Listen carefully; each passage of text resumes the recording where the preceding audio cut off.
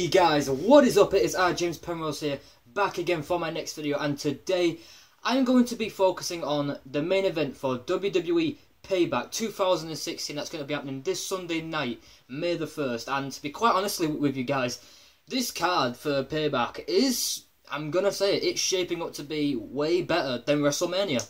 And I can't believe I just said that, because as good as WrestleMania was, and I said in the review that it was a good show. I mean, there were some cringe-worthy decisions that were made that night.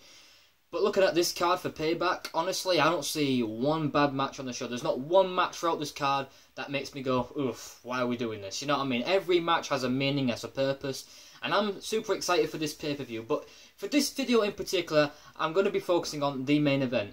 The phenomenal one, AJ Styles, will be going up against Roman Reigns for the WWE World Heavyweight Championship. And boy, am I interested in this main event. This is probably, next to Kevin Owens versus Sami Zayn, this is probably the best match I'm looking forward to. And just for the fact of the story that's been told in this match, by having finally Carl Anderson and Luke Gallows from the ex-Bullet Club from New Japan Pro Wrestling finally debut, who start off on Raw where they attacked the Usos, and then eventually they ended up having a match this past Monday night on Raw. But what was interesting though is how they ended up attacking Roman Reigns, because when you had that Raw where Roman Reigns and AJ Styles, they were going face to face and talking on the mic, and it was so on and so on, and you finally hit that point where they both attacked Roman Reigns from behind as AJ Styles was leaving, going up the ramp, and they attack him from behind, and AJ Styles was looking on and just going, wow, what the hell just happened, man? And then they just walk past, and then AJ Styles is trying to tell Roman Reigns, look, man, I had nothing to do with that. Yeah, us guys, we have a history, but don't believe those guys. Trust me, I had nothing to do with this. You have my word. And he's like, well, I don't need to beat you for your title. I can do that myself. And Roman's like, yeah, really, like, you didn't set that up. Well, one versus all, as he says all the time. It doesn't matter. I'll beat you all.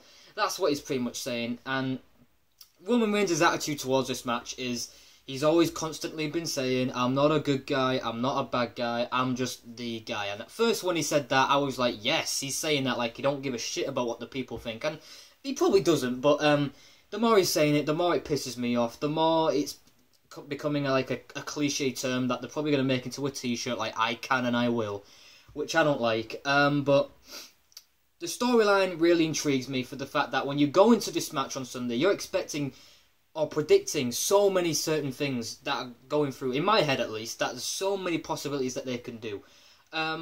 Some may piss me off, some may actually shock me and surprise me and make me go, wow, that was awesome.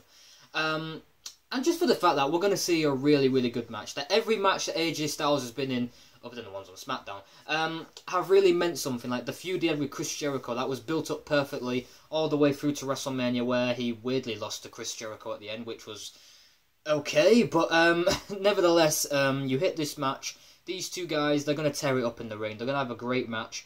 Who do I see winning this match? Who do I see walking out with the title? And who do I see turning heel? Yes, once again, I'm going to predict a heel turn in this match. Now, if someone is going to turn heel out of Roman Reigns and AJ Styles, who should it be?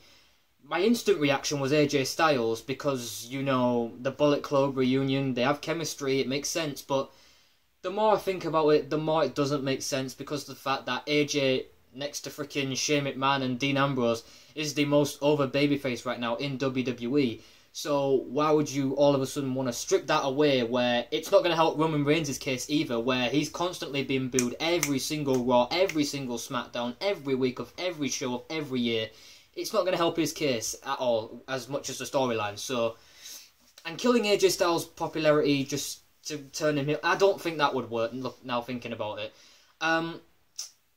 What could also happen is a heel turn for Roman Reigns as well, which could also happen. I did say I was going to predict that, but I don't see AJ Styles walking out with the title. But what could happen is Carl Anderson and Luke Gallows come out, and as they stare down Roman Reigns, and then all of a sudden they attack AJ Styles. All three of them just beat the living hell out of AJ Styles. They smile at each other, hug each other, the fans are booing, what the hell's going on here? And that's how you turn Roman Reigns heel, and that's how you finally get him over as a character. where he becomes the leader of the Bullet Club. Could you imagine that? Roman Reigns turning heel and being the leader of the Bullet Club. Oh my God, that's how you book a heel turn. That's how you book someone properly to turn heel in a way where we can get invested, where we can have a reason to boo or cheer him. Because as a babyface, we've had no reason to cheer for him. You think we would because he's a babyface, but no. No, he's just John Cena 2.0. I'm gonna cut some funny jokes.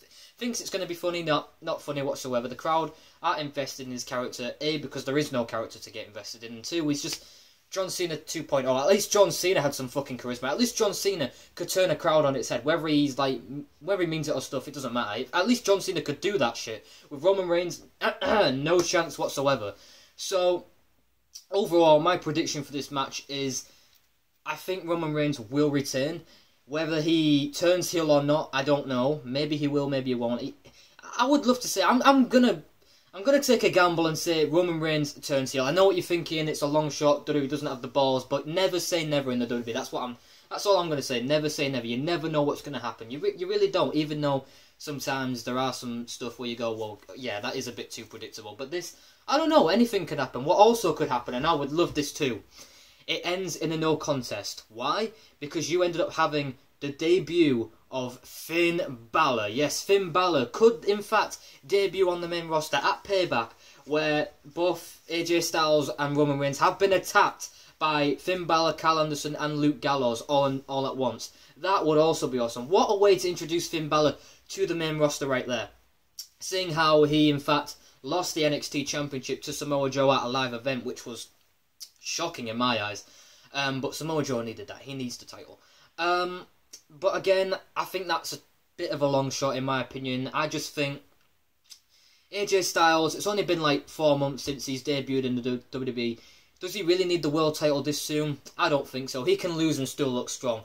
But my prediction is officially Roman Reigns to retain the WWE World Heavyweight Championship. That's just my opinion. How he retains, I don't know. A heel turn or not, you let me know in the comments below. Do you think either one of these guys are going to turn heel? If so, why? Leave your thoughts and comments down below. Leave your thoughts and comments down below about the other matches that we're going to get at pay-per-view, like Kevin Owens, Sami Zayn, Charlotte versus Natalya for the women's title, The Miz versus Cesaro for the IC title, you know, and Dean Ambrose and Chris Jericho, like the #1 contenders match between Enzo and Cass and the Vaudevillains. There's so many stuff going on for this pay-per-view.